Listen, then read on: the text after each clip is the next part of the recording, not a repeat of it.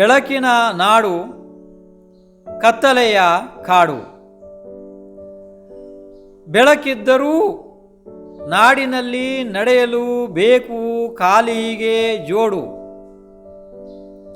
ಕತ್ತಲಾದ ಕಾಡಿನಲ್ಲೂ ತಿರಿಯಂಚಗಳಿಗೆ ಇಲ್ಲ ಈ ಕೇಡು. ಬೆಳಕಿನ ನಾಡು ಅಂದರೆ ಊರು, ಗೊತ್ತಾಗ್ತದಲ್ವಾ?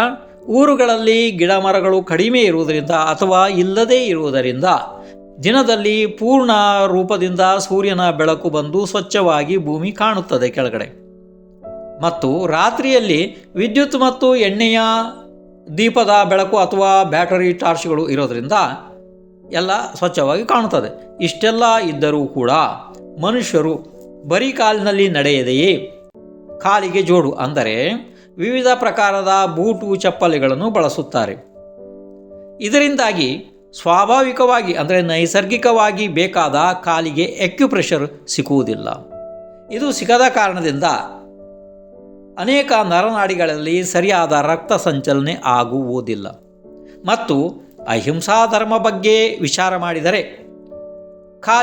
ಬರೀ ಕಾಲಿನಲ್ಲಿ ನಡೆದರೆ ಸೂಕ್ಷ್ಮ ಜೀವಗಳ ಹತ್ಯೆ ಕಡಿಮೆ ಆಗುತ್ತದೆ ಮತ್ತು ಬೂಟು ಚಪ್ಪಲಿಗಳಿಂದ ನಡೆದರೆ ಅನೇಕ ನಿರಪರಾಧಿ ಜೀವಗಳು ಸಾಯುತ್ತವೆ.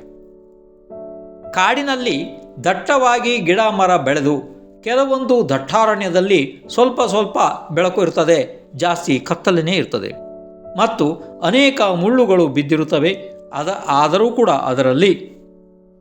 ಅಲ್ಲಿ ಅನೇಕ ಕರಡಿ, ಹುಲಿ, ಸಿಂಹ, ಚಿರತೆ, ಜಿರಾಫೆ, ತೋಳ ಆದಿ ಅನೇಕ ತಿರಿಯಂಚೆಗಳು ಸಂಪೂರ್ಣ ಜೀವನ ಪರ್ಯಂತ ಅಲ್ಲೇ ವಾಸವಾಗಿರ್ತವೆ, ಅಂದರೆ ಅಲ್ಲೇ ತಮ್ಮ ಜೀವನವನ್ನು ಕಳೆತವೆ.